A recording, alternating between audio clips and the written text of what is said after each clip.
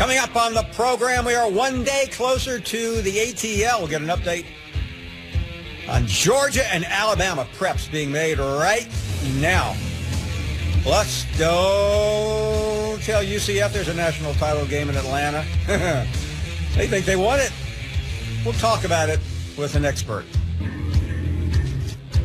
And it must be an LA thing. Darnold, Rosen. We'll talk to Kuiper. All of that coming up on the Finebaum Show right now.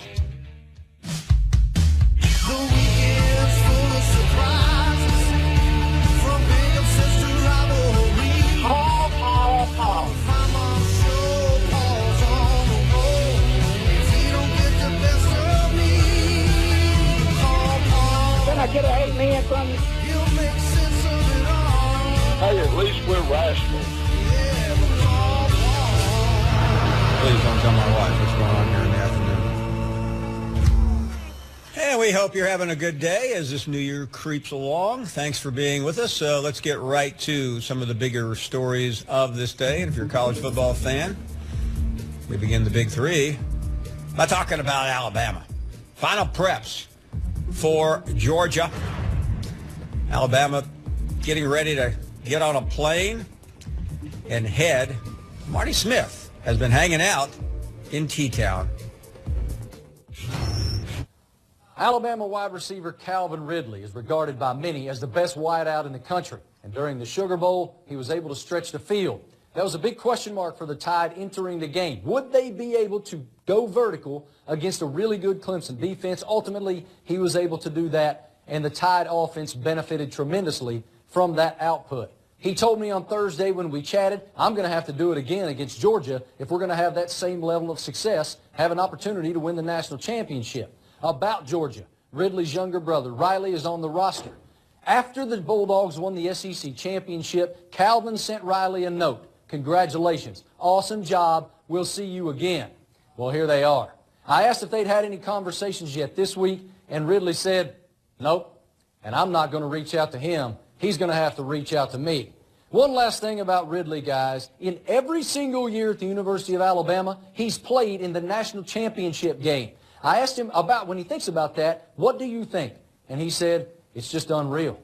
When I decided to come to the University of Alabama, I told myself, I'm going to lead that team to a national championship. He's already helped once in 2015 and has another opportunity on Monday night. Yeah, home away from home. Nick Saban knows a little bit about Atlanta. He's been there quite often. Home, not that one loss. That was in 08. That was his first SEC championship game. Tim Tebow beat them in the fourth quarter with 3 incredible third down passes. But since then, it's been all Bama. Meanwhile, Georgia, they're getting ready to, as you would expect them to, in Athens. They're coming off of quite an emotional overtime Rose Bowl, double overtime against Oklahoma. We all know about the lack of sleep, but that was yesterday. They're back in shape, and they're not underdog here. As you look at this, they were an underdog against Notre Dame and other games as well. Hard to believe they were an underdog that many times. FPI does not like their chances, 43% chance. Coley Harvey been hanging out in Athens. Not a bad place to hang out, all the good restaurants and music. Coley, thanks for being here. Yesterday the dogs were dog tired. I hope they're a little better rested today. Yeah, you know, they're feeling a little bit better. I talked with a couple of players. In fact, Terry Godwin, who we'll hear from in just one second. I talked to him earlier, and before we even set up for our interview, I said, "Hey, how you feeling? How are you getting back acclimated to the sleep?" He said it's slow, but it's finally kind of getting back there. It took a couple of days, but we're finally getting back to normal, and that's what the story is here in Athens, is just getting back to normal after that crazy long trip back from L.A. and those couple of days. Here's a little bit more of what Terry had to say when we talked right in this spot a few moments ago. All right, Terry, first question I've got to ask you is, you're about to play for a national championship. When you think about that this week, where do you go mentally? I mean, I just go to my place I always go for every game. I mean, I'm not going to treat it like anything else, like anything special. I mean, it's a big game, but we're going to treat it like any other game during the season. We just got to stay focused and keep the main thing the main thing. know you guys have had a lot of big games, but you've also had a little, the preparation's been a little bit different. You didn't have to fly across the country. What has this week been like, having that long trip from L.A. and just kind of getting your body back acclimated to the Eastern time zone? I mean, the trip, it was fun. I mean, we went out there and handled business. Not quite the way we wanted to, but, I mean, we made a couple of mistakes. But the trip back, I mean, our sleep was kind of messed up, but we got a day to get back used to it. And, I mean, we got to go back out there and start back grinding. How did you get back used to that? It's not easy for a lot of people. Jet lag's a real deal for some people. Yes, sir. I mean, it's a real deal, but, you know, you always got to have that mindset of, I got another game this week, so I got to be able to learn to turn on and off that switch, put everything away at night, and just being able to go to sleep, keep it dark, quiet, and cold. What has Jake Fromm given you guys? I mean, he's giving us that coach on the field. I mean, he knows the defense, what they're going to give and what they're going to bring, and he's able to change up the offense and put us in the right spots to make that big play for him. I guess actually not how, but what would this mean for the entire state of Georgia to finally make this happen, possibly the first time since 1980? I mean, it'll mean a lot just to them and also to us and his coaching staff because, I mean, we put in a lot of hard work throughout the season and before the season, and for us to be able to come out and reward ourselves and also these seniors that decided to come back, I mean, it's a special thing that's going to keep going on around here. You talk about some of the things that have happened. You had a coaching change just a couple of years ago. It's hard for a lot of people to remember that now. What have you guys been able – how have you been able to respond to some of the adversity that you've had the last couple of years in this program? I mean, even though with the coaching change, we knew as players and as a group that we had to stay together and keep this brotherly bond tight and the way it was before the coaching change ever happened. I knew once everybody started buying in what Coach Smart brought over and just being able to pick out their role and do the best that they can at their role, we knew it was going to be something special. Now, last question for you. What was the highlight moment of the year to this point? I know you want another highlight on Monday night, but what's been the highlight so far? Just everybody buying in and everybody going out there making big plays for the team, no matter who it is or what time in the game it is, just everybody doing their part. Yeah, well, they hope to keep doing their part as they get a little closer to Monday night. We'll send it back to you. Okay, so you talked to a lot of the Georgia players. It is Thursday now, I think. I didn't get the kind of I think too, yeah. the lack of sleep that those guys did, but I'm still a little confused. That's a normal thing for me. Coley, what is Georgia's schedule from here on? Yeah, so from here on out, they will practice again today. They practiced yesterday for the first time since the Rose Bowl. This afternoon they'll practice again, and then also Friday, tomorrow they'll practice one more time, and then around 4 or 5 o'clock in the afternoon they'll bus over to Atlanta. It's as we talked yesterday, Paul. Okay, I'll give you an hour and a half, even with the buses, of a trip into Atlanta. Of course, they'll have the escort and the whole nine, and they'll arrive in downtown, and then that's when things really ramp up. You have the media day on Saturday. They'll have the walkthrough on Sunday, and the next thing you know, they're under the lights on Monday night. You sense they're ready? I do. I think the big thing, and again, it seems like a storyline that we're probably going to get tired of talking about in the next couple of days, but the lack of sleep certainly was an issue there early in the week, and even, like I said, in talking with Godwin and seeing some of the eyes of some of the coaches and players who I've seen walk by today, people seem a little bit more energized. There's a little bit of an added pep in their step compared to yesterday when we were here, and a lot of them were still kind of getting over the weekend, to be quite honest. But now I think people are beginning to realize, okay, we do have something bigger at stake. It's out there. We're going to take it. In fact, one coach walked by earlier and said, hey, we're almost there, almost done. They got just a couple more days to get it done. Thank you, Coley. Always a pleasure. We'll talk to you soon.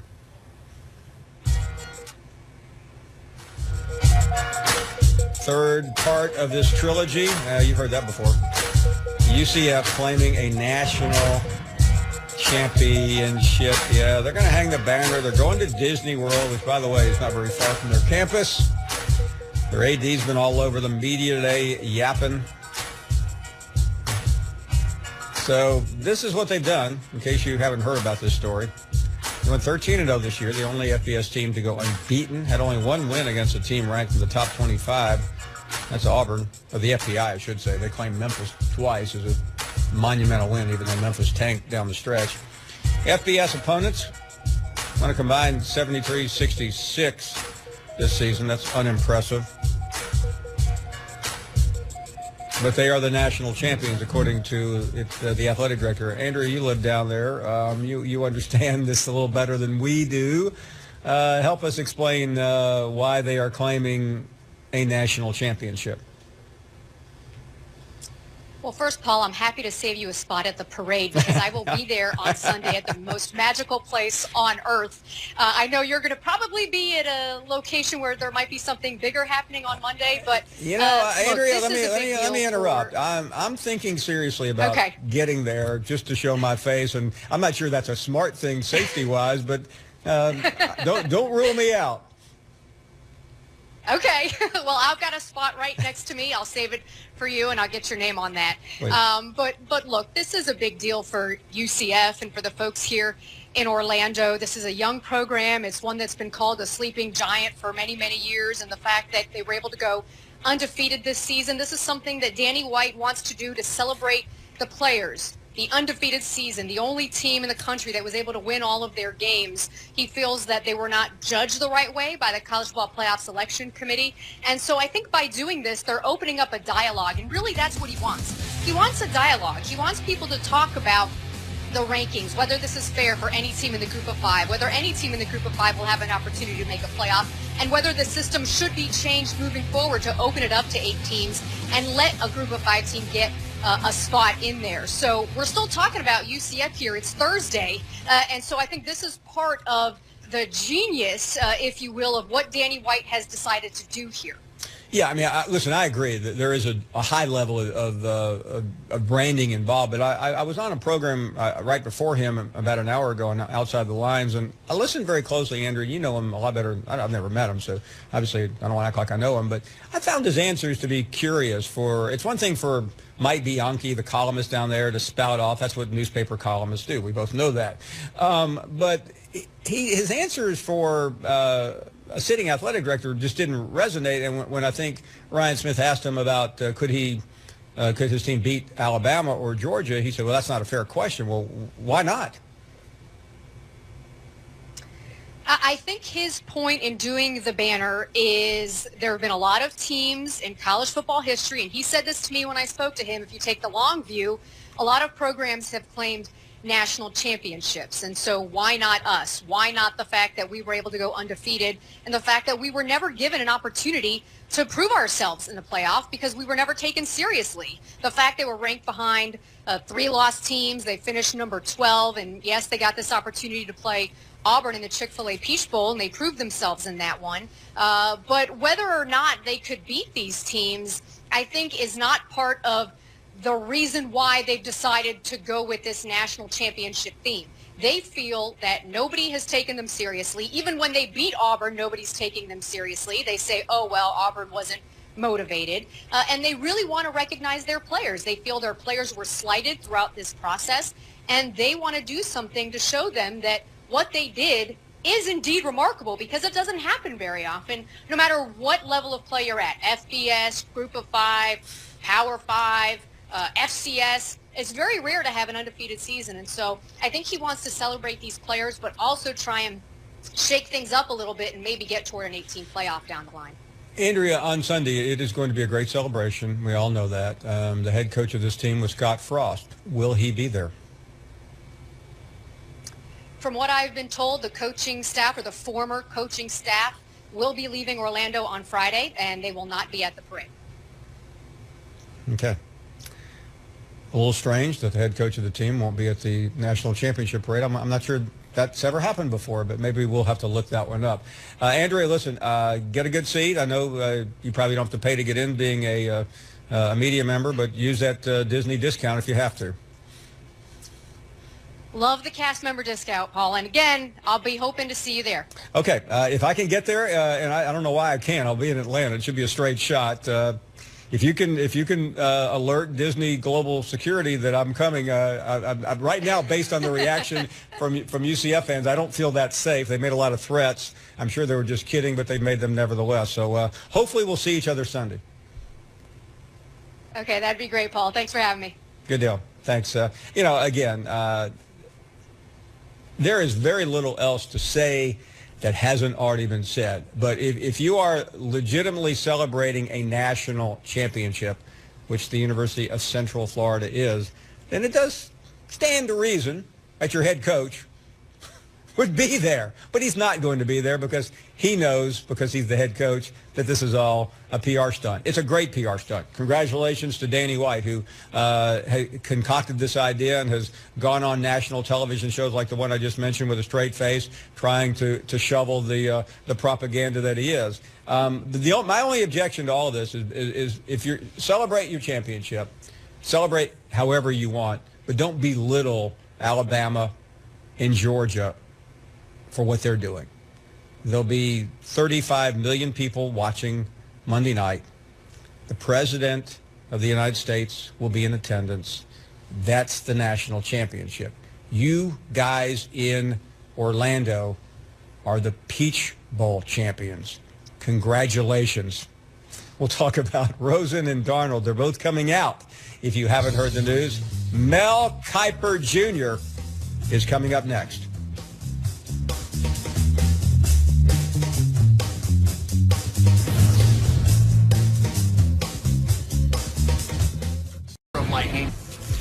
It came out yesterday, very closely aligned with each other. Darnold and Rosen are coming out. So let's go by the numbers on Sam Darnold and Josh Rosen. First number is 63. That is each of the completion percentages this season, ranking in the middle of the pack in the Pac-12 conference. Next number is 22. Sam Darnold's turnover count this season, which is tied for the most in the FBS and most among Power 5 players. And the final number is 20. That is the amount of time in minutes between Rosen and Darnold declaring for the NFL draft. So this is the Kiper big board. As Saquon at the top, Minka. There's Josh and Sam Darnold squeezed right there together. Let's welcome in Mel to talk about this. Mel, we've been chatting about this issue for quite a while, so still time, but give us your guess on, not a guess, your expert opinion on why they land how they do right now. It's still really too early to make a call on who the top quarterback will be for my ratings or where the NFL may go, Paul. I think we still have a lot of work to do. We have to get accurate measurables on these underclassmen, which we do not have right now. Obviously, the big issue with Rosen is going to be durability. He had the shoulder 2 years ago, then he had the concussions this year, 32 days in concussion protocol, could not play in their bowl game. Darnold against Ohio State. Granted, they have a strong defensive front, and they got the best of the USC offensive line, but there were unforced errors in that game, as there had been against Darnold pretty much the entire season. You can't have that in the NFL. Darnold needs to clean that up. Both those quarterbacks have issues. Josh Allen from Wyoming, actually, Paul, finished the strongest when he played coming off that injury, that shoulder injury against Wyoming. That allows Josh Allen from Wyoming to be right in the mix to be the first quarterback taken. Considering where you have them in the projected draft, subject to change, I'm guessing you're not particularly surprised that they both announced they're coming out.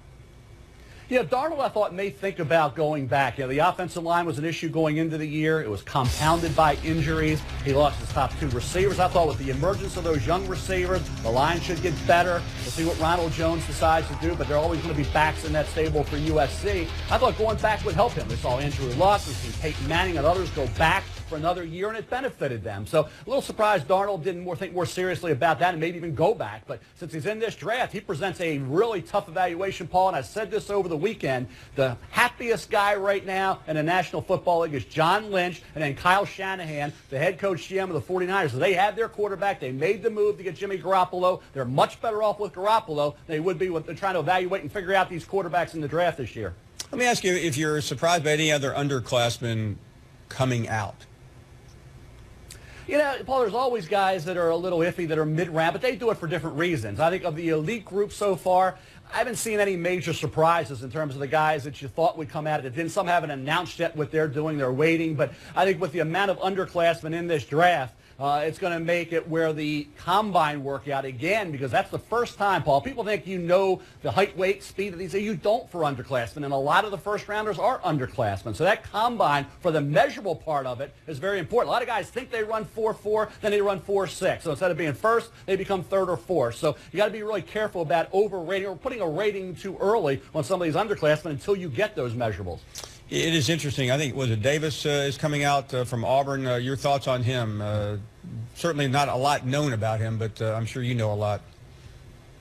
He is a good corner. I mean, there's a lot of those guys in this draft. That's going to be, I think, one of the stronger positions. Everybody's looking for the talented cover guys. He certainly is one of those. Carlton Davis. And I think about Holland coming off the edge, a job he did at Auburn as well. And Davis inside. There was a lot of talent on that defense overall. And I think Holland and Davis kind of keyed that for the Auburn Tigers. And I think you look at where they can go. Both can go very high. Everybody's looking for corners in the league. You know, they're going to get pushed up. And certainly anytime you get an attacker off the edge, they're going to get a lot of play as well, maybe in round 2. Let me go to offensive line. Your thoughts on Orlando Brown? Like him. I always have. I wrote him up actually on ESPN.com early in the year. You think about a guy who I think with his size and his agility and his quickness and his really good feet, he can maybe be. People are writing him off as a left tackle. I'm not yet. At worst, he's a right tackle in the NFL and a really good one. So I think Orlando Brown is battling Connor Williams right now from Texas.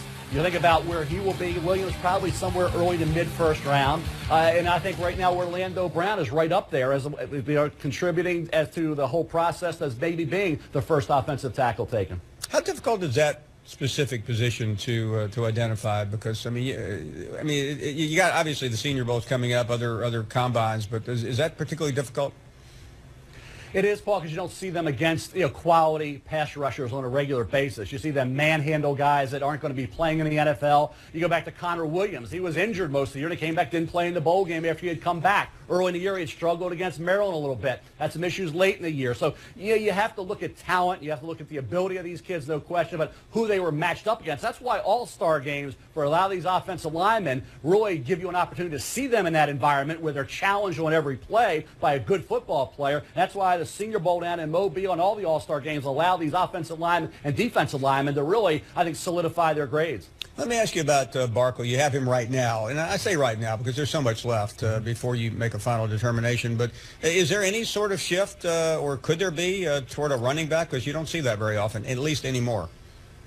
Yeah, number one. I have a number one on the board, Paul, to say number one overall. Cleveland certainly could use them. Think about Crowell and a free agent coming up. But you think about they have the pick at 1, they have the pick at 4. Now they could get a quarterback at 1, take Barkley at 4. And that means the Giants, who could use Barkley, don't take him. So I think the running backs now have been going in that 3 to 5, 4 to 6 range, Paul. And I think that's where Barkley will come off the board. But I do think he's the best player in this draft. I think Minkah Fitzpatrick, defensive back Alabama, and Bradley Chubb, the defensive end from NC State, are going to be way up there as well. And then the quarterbacks always get overdrafted, so you know they'll be in that top 5 group to somebody. And there's right now 5 of the 6 top picks could be quarterback. Cleveland has 2 of those. The only team that may not go quarterback, and probably won't, obviously, is Indianapolis with Andrew Luck, hopefully coming back from that injury and being back to where Luck was. So outside of the Colts, every one of those other 5 picks in the top 6 are looking at the quarterback position. Let me shift to Monday night college football. That is between Georgia and Alabama. I see 2 Alabama guys on your board, and Ridley and Mika. Give us. We can start there, but I'd like to get some thoughts on the top players that we'll be watching Monday night. Yeah, Minka's perfect for today's NFL because he's so versatile and so smart. And I think you look at Calvin Ridley, underutilized in that offense. They don't throw the ball that well with Jalen Hurts. That affects Calvin Ridley, but he will be, I think, a top 10 to 15 pick. The kids that I think moved up dramatically, Paul, I won't say dramatically, but maybe 5 to 8 spots from where they were before the playoff, before the Final Four, was Roquan Smith, linebacker Georgia, who had a dominant second half and had a great year overall, and Rashaan Evans from Alabama, Paul, all over the field, making plays. Those 2 statement performances by those 2 linebackers, I think, ascended him up the board, like I say, maybe anywhere between 5 spots and 10 spots. And finally, I know that we got cold weather in the southern part of the country. Some people got a lot of snow, but I know you're getting hit pretty hard. Have you been outside lately, or is it all in? Yeah, no, we're all out now trying to get it cleared out, Paul. We had snow drift because it's blowing. We have hurricane-force winds. They call it a snow cane here in the eastern shore. So it's been wild throughout last night and into today. A lot of high gusty winds and snow blowing everywhere, Paul. And the bay is a lot of ice. It's the first time I've seen ice on the bay in a while, but we have it now. It hasn't affected your knowledge, thank goodness. Mel, always a pleasure. Thank you. Thanks, Paul. You take care, pal. Great to see you. Mel Kiper, great friend of our program. And we will take a break and come back and talk about what else? The national championship. Sorry, UCF.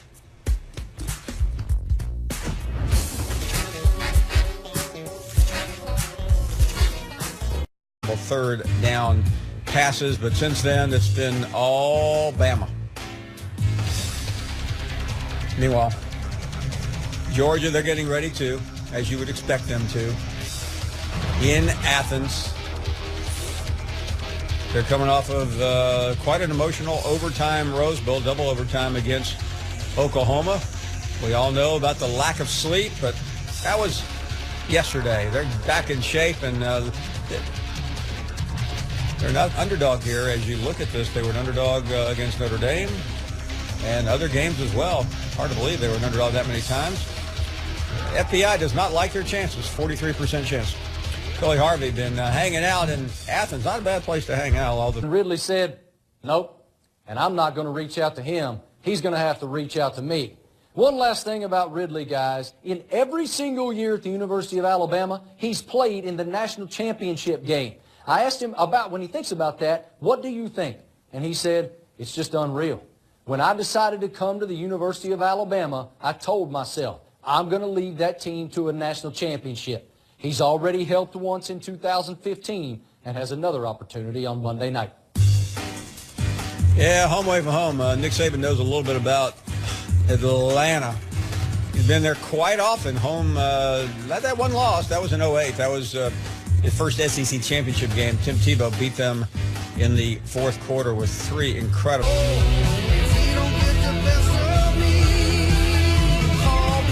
Can I get an amen from you? Hey, at least we're rational. Please don't tell my wife what's going on here in the afternoon. And we hope you're having a good day as this new year creeps along. Thanks for being with us. Let's get right to some of the bigger stories of this day. And if you're a college football fan, we begin the big three by talking about Alabama. Final preps for Georgia. Alabama getting ready to get on a plane and head. Marty Smith has been hanging out in T-Town.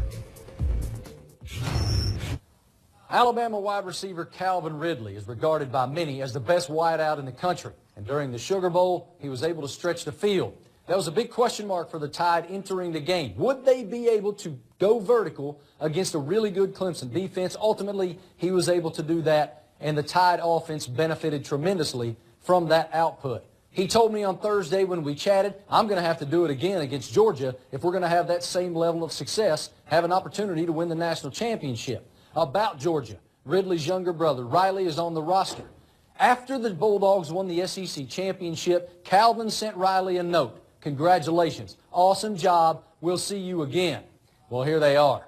I asked if they'd had any conversations yet this week. And Coming up on the program, we are one day closer to the ATL. We'll get an update on Georgia and Alabama preps being made right now. Plus, don't tell UCF there's a national title game in Atlanta. They think they won it. We'll talk about it with an expert. And it must be an LA thing. Darnold, Rosen. We'll talk to Kuiper. All that coming up on the Finebaum Show right now.